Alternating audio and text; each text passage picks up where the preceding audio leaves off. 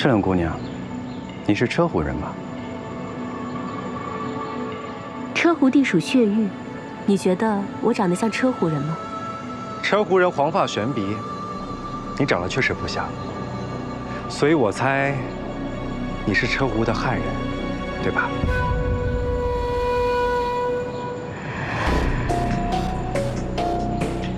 车湖女子长纹，有蛇牙图腾的雕青，隐蔽得非常的好。但是昨日你与侍卫反抗之时，我不小心看到你的雕青。车湖乃是血域小国，以打猎为生，蛇口咬出的伤口呀，最不伤皮毛。所以你们自小以驯蛇狩猎为主。赤龙姑娘，你肯定是学过吧？就算如此，玉楼春也绝对不会允许任何人带蛇进入女宅。那是当然了，但是蛇卵就不一样了。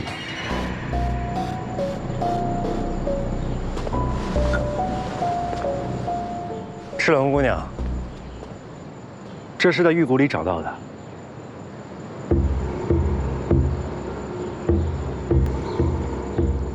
这玉骨呢，是10个月前被送上山的。将玉骨呢放于温暖处暖化，这幼蛇自会从孔中爬出。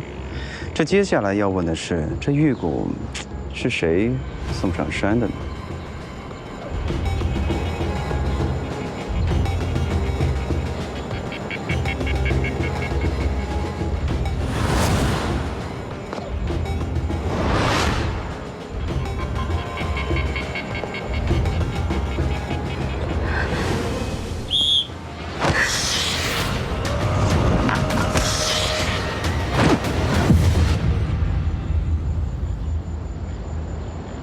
赤龙，这条刚长成的烙铁头，也伤不了几个人。何况，查案是他们的职责所在，又有何错？之前我说过，二位是智者，今日更是心悦诚服。慕容公子才是聪明人，玉楼春都谨慎到这一步了，最后还是难逃一死。你们为什么会觉得这蛇卵就藏在玉骨中？本来猜不出来，当得知慕容公子是车湖人，却谎称自己是越千人的时候，一切就明白了。那你又是如何觉得我也是车湖人？因为公子自相矛盾呢。越千万里黄沙，国人畏水，可公子在竹舟上风流倜傥，丝毫不惧。出入女宅不洗沐浴，本也是合理，但却还有另外一种可能，就是你在掩饰自己的发色。所以，我们怀疑你之后，便去你的房间，找到一样东西。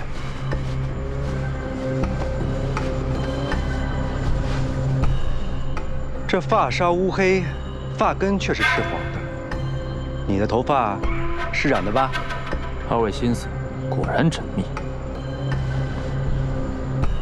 所以你们3个合谋杀人？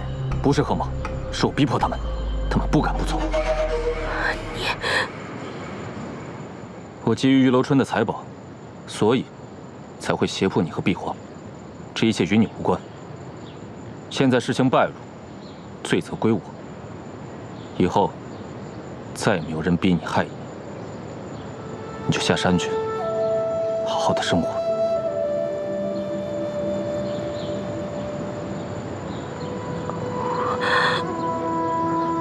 赤龙，听话。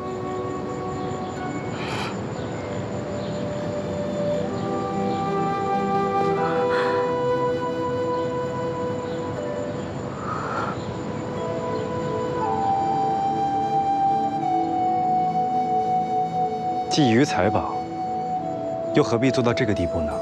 方少侠的意思，是我对于楼春太狠，是你对自己太狠。方少侠的话，我听不懂。你当然听不懂啊，因为这事你根本不愿意承认。我有个问题问你，这第1条断臂，你是何时丢上冠日亭的？自是夜里杀了于楼春之后。不对，冠日亭在女宅之外，还有人看守，你没有任何机会。而你唯一的机会，就是与我们一早登山观日之时。可是那天日出是我们一起去的，不曾见他带了包裹。一截断臂，怕是藏不住吧？所以我才说，你何必做到这个地步呢？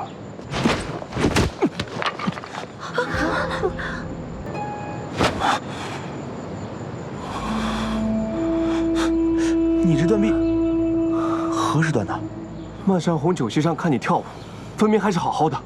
怕是漫山红之后，他跳完最后一支舞，便回到房间，自行断去一臂。上贯日庭前，你用自己的断臂伪装成玉楼春的手臂，再趁人不备将其抛下。那日早上，我们都披着斗篷，大家都把注意力放在那只残肢上，没有人会发现，此时慕容公子的手臂已经失去了。你自行砍去一臂，就是为了掩盖玉楼春中了蛇毒的事实，对吧？方少侠果然聪明，但可别过了头。我断臂是多年前的一场意外，嫁祸新爵，我随意抛尸便可，何必在众目睽睽之下做这件事？因为你必要将尸块丢在一个赤龙不可能会去的地方。若直接嫁祸给新爵的话，那抛尸在哪里都一样。这个贯日亭在女宅之外，姑娘们是不可能会去那个地方的。这样的话，赤龙才会没有任何嫌疑啊！够了，是我贪财，与赤龙无关。慕容公子，你还记得阴祥之舞吗？1年前，武魔慕容妖做阴祥之舞，双臂高展，若击长空，名动京城啊！可如今呢？慕容妖，你用武者手臂去换赤龙清白，连车壶的左行礼都无法再做。贪财之人是做不到这些的。我知道二位想要的证词，可抱歉，这一切都是我做的。玉楼春、侍卫长东方浩都是我一人所杀。恳求二位不要再责怪旁人，我这条命赔给他们就是了。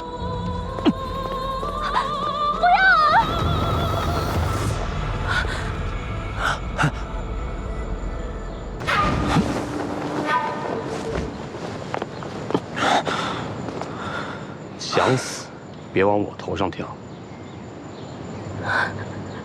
阿飞，你这次来真是及时啊！你要的东西，我们俩清了。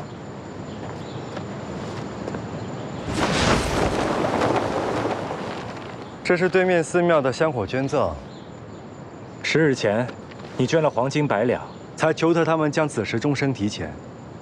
这赔上手臂又赔上家底，这等贪财之人，这世上恐怕没有第二个了吧？慕容公子，你想用自己的死换所有姑娘的生，这一点我真的很佩服。可诸位姑娘杀了玉楼春之后，难道打算一直活在不见光的日子里吗？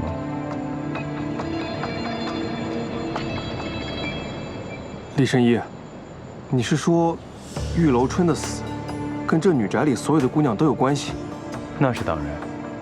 若不是他们用死去的同伴传递消息，那慕容妖又如何知道赤龙被关在哪里？昨日之前，我一直有个疑点解不开，姑娘们囚禁于此，无人知晓。而慕容公子又是如何得知赤龙的下落的呢？衙门卷宗里，附近河中总会出现很多穿着奇怪的女尸，直到昨日我为碧皇送葬，才恍然大悟。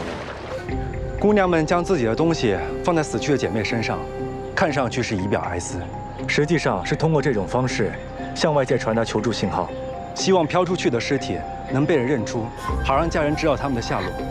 可过去这么久了，只有一位姑娘身上的饰物被故人认出。赤龙。所以当玉楼春收到雷动五谱的时候，赤龙就已经知道慕容公子已经发现了他，所以慕容公子便成为了每一位姑娘唯一的希望。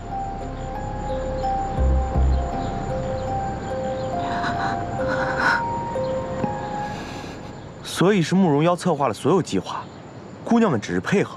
正相反，这些年女宅封闭，都是通过步步向外送信，而慕容妖却无法回信，所以这一切都是姑娘们策划的。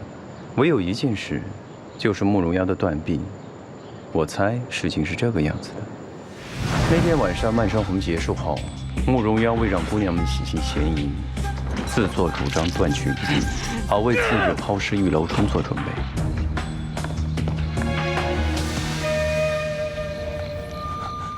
赤赤龙从没有想过慕容妖竟如此自伤，二人因此闹出动静，却引来了偷窥春色的侍卫长。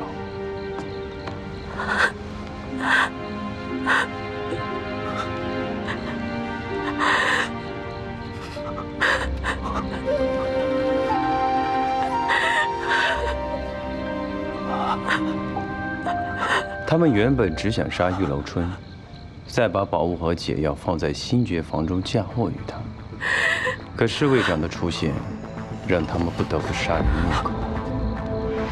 而侍卫长与鬼王刀没有任何关联，若想打消嫌疑，需要再杀一个人，才能更完整的坐实景字街星爵的罪名，对不对？东方浩，这不想滥杀无辜呢，唯有杀该死之人，才能让他们良心稍安。恰恰好，东方浩与鬼王道又是仇人，所以第二次景字切的时候，加上他之前练过，就娴熟了很多。如果我猜的没错，就是这样吧？你猜的都对。我与赤龙从小就是青梅竹马，早就定下了终身。7年前，他来到中原参加比武，却突然消失。此后，我便再无他的音讯，所以我才会来到中原查找他的下落。直到有一天，我在一具浮尸上发现了他的簪子。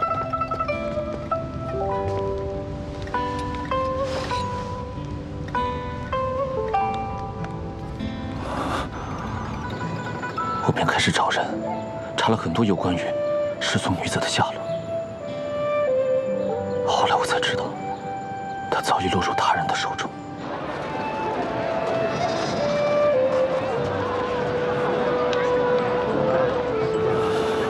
你不会明白，自己心爱的人落入到这样的境地是什么滋味。自那以后，我便发誓，无论付出什么样的代价，我一定要将赤龙救出去。这些年，漫山红在江湖名声大噪，却很神秘。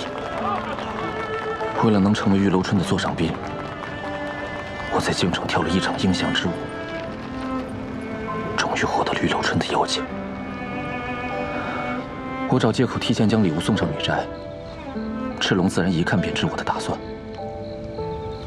直到那晚，漫山红上，我们一起跳完最后一支舞。等到子时钟声提前敲响，便开始行动。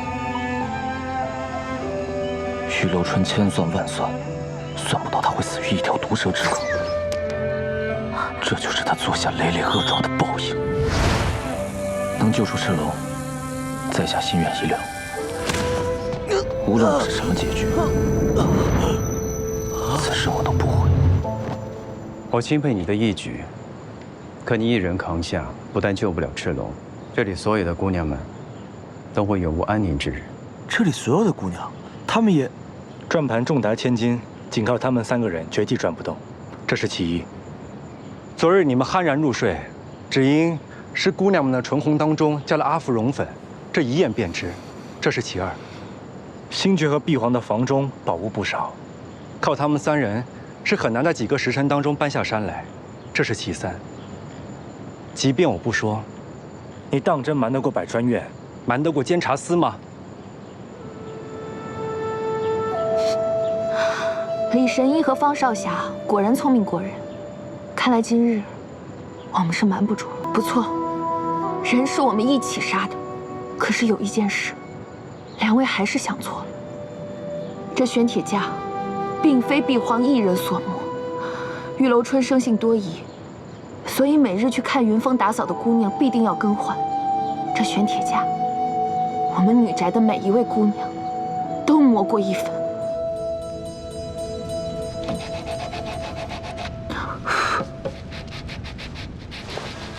磨着这杀人的凶器时，我们的心里却异常的平静。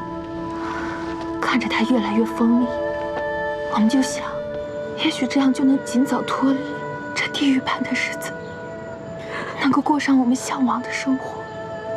这玄铁架，就是我们送给玉楼春的夺命鬼王刀。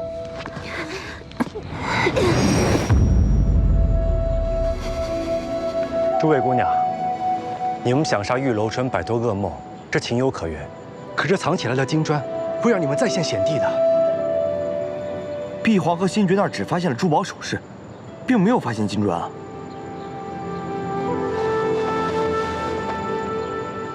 这个玉楼春是做芙蓉膏生意的，这个账本记下了不少金砖的收入。可这个金砖到底是在哪里呢？我们也从来没有见过什么金砖。熹妃，只凭你们是切不开练过玉骨诀的玉楼春的。有没有金砖？答案就在这里。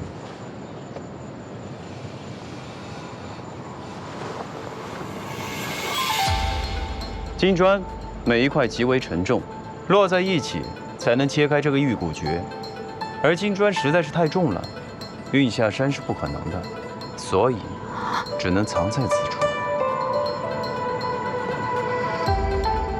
诸位姑娘，玉楼春贩卖芙蓉膏，他的生意伙伴可都是奸恶之徒。如今他身死，如果那些恶徒找不到这些金砖，定不会放过你们。你们费尽这么多心思，想重新过回人的日子，可倘若沾了这些脏钱，就永无翻身之日了。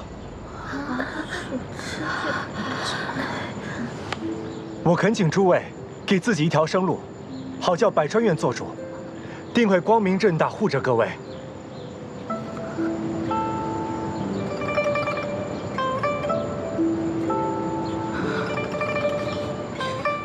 那你们随我来吧。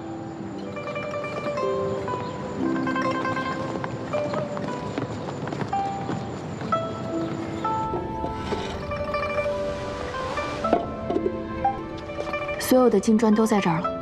原来你们把金砖都砌在了墙壁里。我等藏金砖，只是想着在此多年，日后也没有什么好去处，想给自己留些纪念，也好给死去姐妹的爹娘们留些钱财，好过日子。我们知错了，可是慕容公子并没有任何过错，求二位看在他们一心只想救人的份上，饶恕他们的罪责。所有的过错，我们女宅的姑娘们愿意一并承担。求二位放过慕容公子，求二位放过慕容公子。诸位姑娘，快快请起。诸位的苦难和慕容妖的苦心，我定会告知百川院。对，百川院一定会给大家一个公道的。你们快起来吧。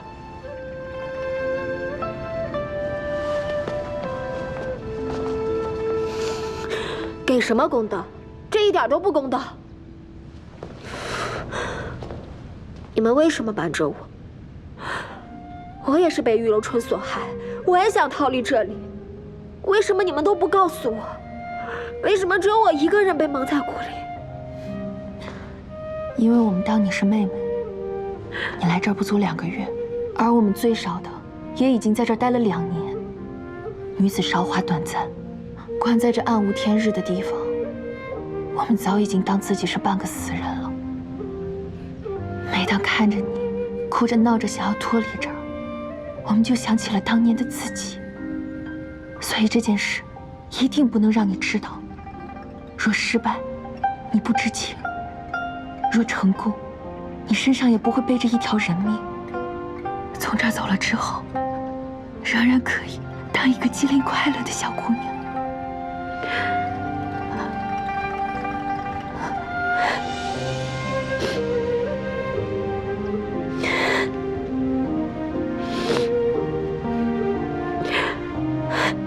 姐姐。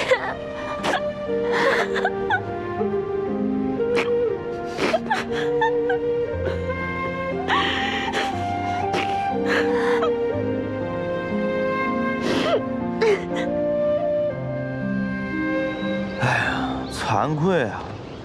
昨日还对这些可怜的姑娘妄生杂念，真该打！就这玉楼春，这混蛋，该死！百川院马上就要到了，姑娘们所受的冤屈也有处可伸了。方少侠，你们方家家大业大，你要不就多帮帮他们。你放心吧，已经交代过了。若是他们无处可去，天梯山庄自会收留他们的。